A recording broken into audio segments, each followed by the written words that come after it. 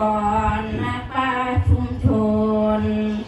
ทุกคนจงฟังให้ดีนายอำเภอยศวรรษท่านมาวันนี้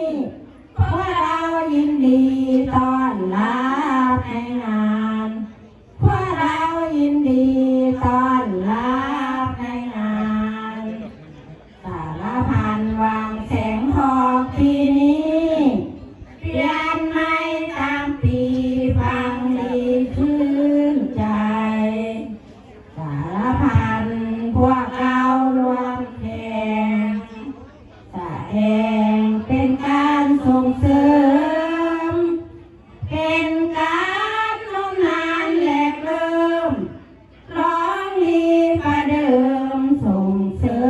มในงานส่วนว่า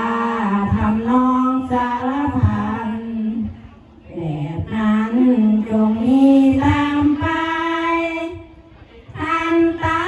ดบัญญัติไปในพระองค์แก้ไขอยู่ใน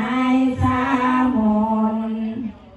ลอยแก้วทรงอา